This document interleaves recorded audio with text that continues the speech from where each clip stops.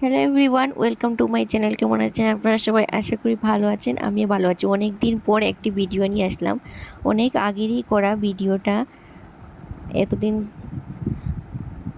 Upload করব বলে আর করা হয়নি, তাই আজ অনেক দিন পরই আপলোড করা হচ্ছে। আমি এখানে দেখুন আজ বানাচ্ছিলাম কাঁচা আমের আমসত্ত্ব, সেটাই আপনাদের সাথে শেয়ার করব। তার জন্য দেখুন আমি দুটো বড় সাইজের কাঁচা আম নিয়ে নিয়েছি। অনেক দিন আগের ভিডিওটা করা বলছি, কারণ এখন কাঁচা আম আর পাওয়া যাবে না, খুব কমই, সব আমই প্রায় পেকে গেছে। কাঁচা আম যখন ছিল তখনই ভিডিওটা আমি করেছিলাম। দেখুন দুটো আম নিয়েছি, এগুলোকে এবার খোসা ছাড়িয়ে নিচ্ছিলাম।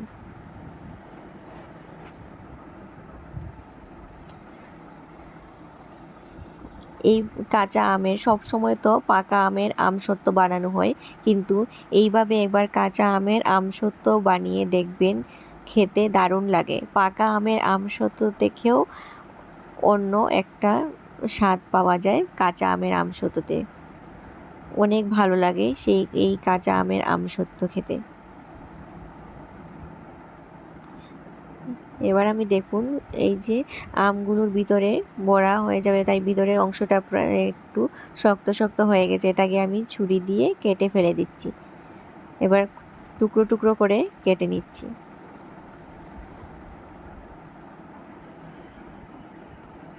কে কে কাঁচা আমের আমসত্ত্ব বানিয়েছেন বলবেন তো, আর যদি না বানান তাহলে প্লিজ একবার হলেও কাঁচা আমের আমসত্ত্ব বানাবেন, খুব ভালো হয় খেতে।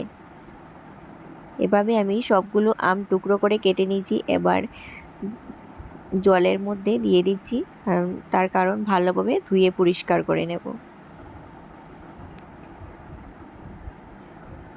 আমগুলো আমি ধুয়ে পরিষ্কার করে নিচ্ছি। এবার আমি একটা কড়াইয়ের মধ্যে দিয়ে দিচ্ছি অল্প একটু জল।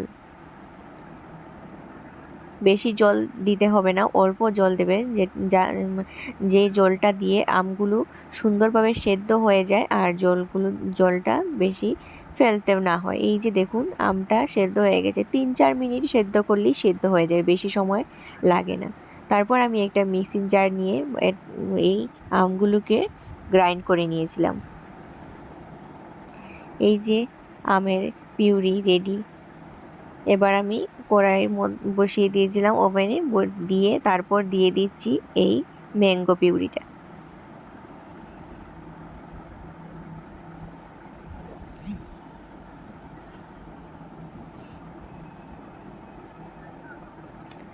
দিয়ে দিচ্ছি পরিমাণ মতো লবণ। এখানে আপনাদের হাতের কাছে বিট লবণ থাকলে সেটাও অল্প পরিমাণে দিয়ে দিতে পারেন। আমার হাতের কাছে ছিল না, তাই আমি নর্মাল লবণটাই দিয়েছি। আর দিয়ে দিয়েছিলাম কিছুটা পরিমাণে চিনি। আম যদি বেশি টক হয় তাহলে চিনির পরিমাণটা একটু বাড়িয়ে দেবেন, আর আম যদি মিষ্টি হয় তাহলে চিনির পরিমাণটা কমিয়ে দেবেন। এটা আপনারা নিজেদের মতো বুঝে নেবেন। দেখুন কি সুন্দরভাবে ফুটে উঠছে। এভাবে নাড়াচাড়া করে কিছুটা সময় আমটাকে জাল করে নিতে হবে।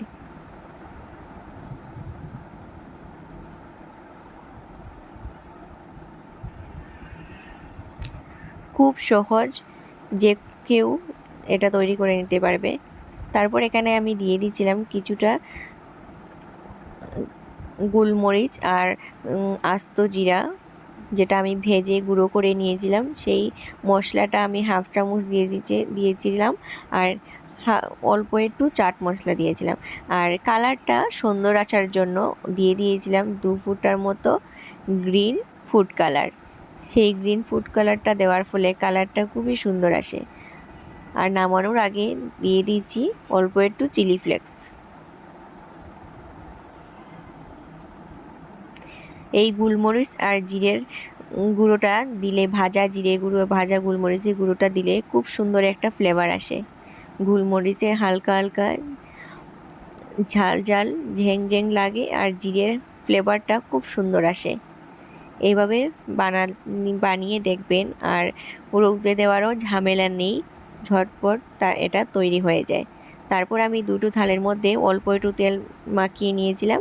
এবার আমি এটা ঢেলে নিচ্ছি, ঢেলে সুন্দর করে থালের মধ্যে সেট করে নিচ্ছিলাম।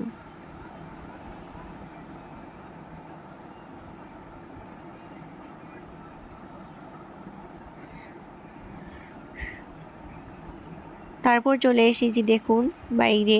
আর সেই দিন ছিল প্রচণ্ড রৌদ উঠেছিল, আর আমি প্রচুর রৌদের মধ্যে দিয়ে দিচ্ছি, যেহেতু অনেকটাই পাতলা করে দিয়েছি তাই দেখুন এক রৌদে শুকিয়ে গেছে। এবার আমি এক রোদ দেওয়ার পর সারাদিন থাকার পর সন্ধ্যার সময় নিয়ে এসেছিলাম, আর দেখুন কি সুন্দরভাবে উঠে যাচ্ছে, একটুকু থালের মধ্যে লাগেনি। যেহেতু অনেকটাই রোদ ছিল তাই একদিনেই হয়ে গেছে, আর যদি একদিনে হবে না বুঝেন তাহলে দুদিনে তো পুরো হয়ে যাবে, কারণ এটা যেহেতু পাঁপড়ের মতো খুবই হালকা পাতলা দিয়েছিলাম। বেশি ভারী দিলে টাইম লাগবে, কিন্তু আমি এটা অনেকটাই পাতলা দিয়েছি তাই অল্প টাইমেই হয়ে গেছে। খুব সুন্দরভাবে দেখুন থাল থেকে ছেড়ে এসেছে।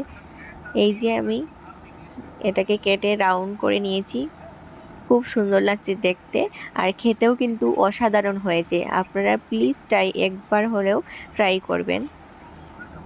আমার ভিডিওটা আপলোড করতে অনেকটাই লেট হয়ে গেছে, যেহেতু এখন কাঁচা আমটা কমই পাওয়া যায়। যদি পেয়ে থাকেন তাহলে এভাবে একবার বানিয়ে দেখবেন। ভিডিওটা কেমন লেগেছে প্লিজ কমেন্ট করে জানাবেন, আর ভালো লাগলে একটা লাইক